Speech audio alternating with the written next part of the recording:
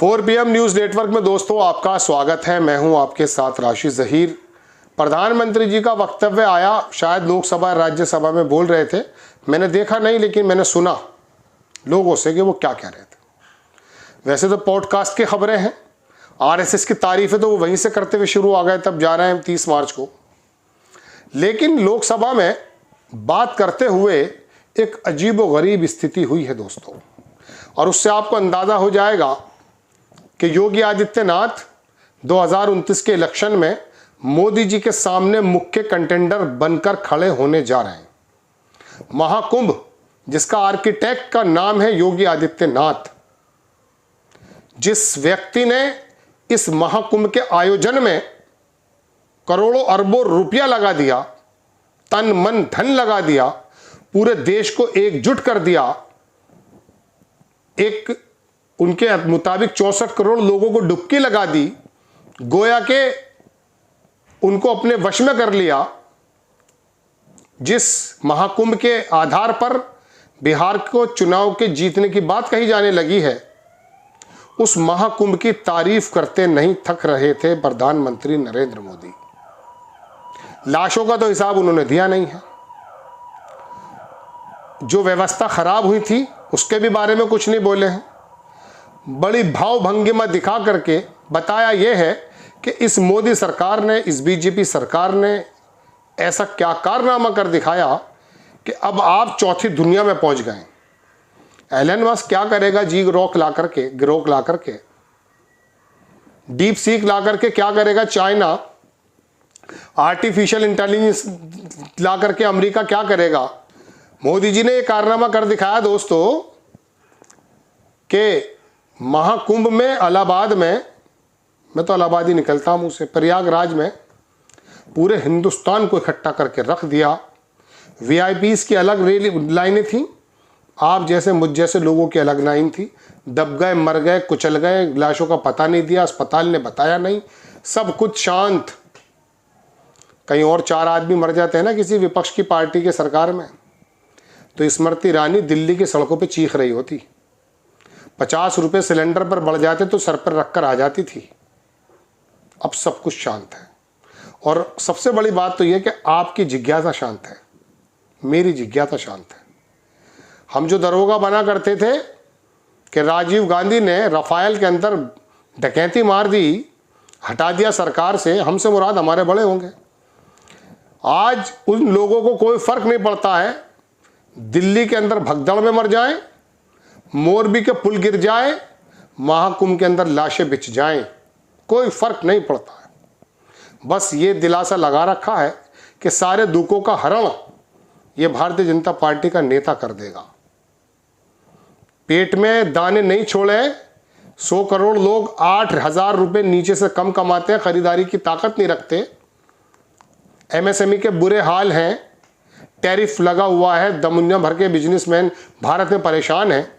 Share बाजार के अंदर खून खच्चर हो रहा है, लाखों करोड़ रुपया घट गया है, बिजनेसमैन लेकर के भाग गए हैं, गुजराती बोलने पे जेल हो जाती है। सारी चीज मंजूर, एक्सेप्ट है तो क्या, सब कुछ चंगा सी कर दिया है इन्होंने विशेष समुदाय के ऐसे पेच कस दिए हैं। वो जो मोटरसाइकिल पे हूं करके गुजरता था विशेष समुदाय का लड़का, रोमियो स्कर्ट के नाम पर उसको जो है जेल में डाल दिया है। बहुत अच्छी बात है, चलिए यही तरक्की का निशान है तो कोई दिक्कत नहीं, कांग्रेचुलेशन, बहुत अच्छी बात। लेकिन मैं आया हूं इसलिए दोस्तों कि आपका प्रधानमंत्री जी, शायद प्रधानमंत्री चेंज होने वाला 2029 में। इस बात का सूचक लोकसभा में उस बयान के दौरान उस आर्किटेक्ट, उस शिल्पकार का नाम नहीं लिया जिसने पूरा आयोजन किया था, योगी आदित्यनाथ। मैंने तो सुना नहीं, पूरी की पूरी गाथा गा दी आपने। योगी आदित्यनाथ का नाम लेना अब साबित हो गया है अब कि प्रधानमंत्री जी उनको क्या समझ रहे हैं। क्योंकि उस व्यक्ति ने राम मंदिर का मामला हो, उनको पीछे कर दिया गया था, आपको याद हो, लेकिन फिर भी उनको लड़ने के लिए दूसरी सीट दे दी गई, तब भी वो चुप रहा। आखिरकार वो हिंदुओं का सर्वप्रिय नेता न बन जाए, इसकी कोशिश अमित शाह ने भी की, ऐसा आरोप लगता है मोदी जी भी पर्दे के पीछे से करते रहे। लेकिन उसकी जो जड़ें हैं वो एक ऐसा तबका तैयार कर दिया है कि 2029 में अगर प्रधानमंत्री के नाम पे योगी आदित्य नाम का आरएसएस ने नाम आगे कर दिया तो वो एक्सेप्टेबल हो जाएगा। जिस वक्त आपने अपना नाम पेश किया था मोदी जी, उस वक्त आपके नाम पर तो थोड़ा सा तरद्दुद था अडवाणी जी के सामने, लेकिन योगी आदित्यनाथ के लिए नहीं होगा। हाँ, गुजरात की लॉबी कर सकती है। तो अब ये देखने के बाद उन्होंने जब सोचा तो वो आरएसएस भी के मुख्यालय में भी चले गए 11 बरस बाद, क्योंकि अब सीट खतरे में है। योगी आदित्यनाथ का नाम न लेना लोकसभा में वक्तव्य के दौरान, और जिस योगी आदित्यनाथ की कुर्बत ज्यादा आरएसएस के नजदीक है, उस आरएसएस को भी साधने का काम प्रधानमंत्री जी शायद कर रहे हैं। इससे बड़ा खुला कोई भी, मैं कह सकता हूं, इशारा नहीं हो सकता कि इलाहाबाद यानी कि प्रयागराज का नाम हो, महाकुंभ का जिक्र हो, उसकी गाथा बजे, उसकी कविताएं पढ़ें और योगी आदित्यनाथ का नाम ना हो। ऐसा कैसे संभव है? और प्रधानमंत्री जी ना लें, क्योंकि अगर वो ले देते नाम तो पूरे देश में संदेश चला जाता कि मोदी जी ने शायद इशारों में भविष्य का प्रधानमंत्री तय कर दिया। दोस्तों, बात यह है कि ये तो हो गई भारतीय जनता पार्टी की बात। वो भी भारत के ही लोग हैं, पाकिस्तान से आए नहीं हैं, श्रीलंका के लोग नहीं हैं। बात यह है कि उनके खिलाफ क्यों बोला जा रहा है। खिलाफ से मुराद एक तो खबर बताई जा रही है।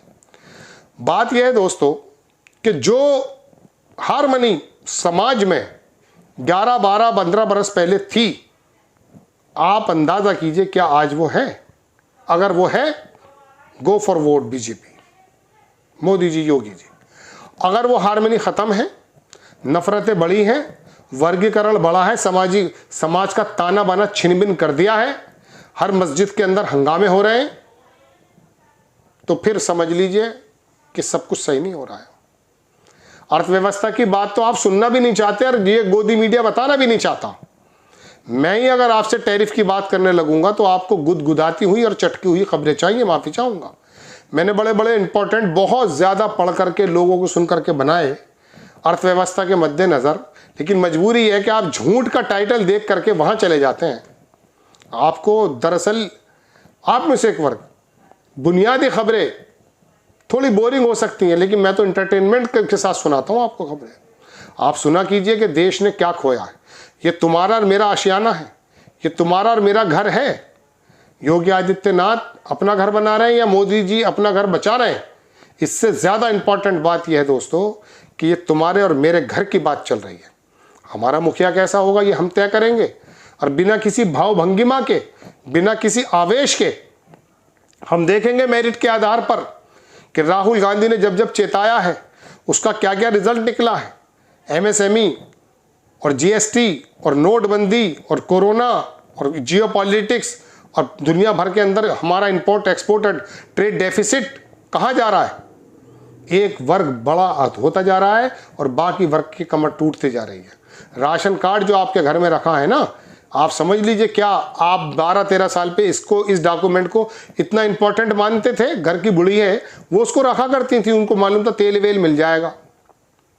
आप तो अपने कामों में लगे हुए थे, क्या 200 कमाते हो, 500 कमाते हो, मजदूरी ठीक थी।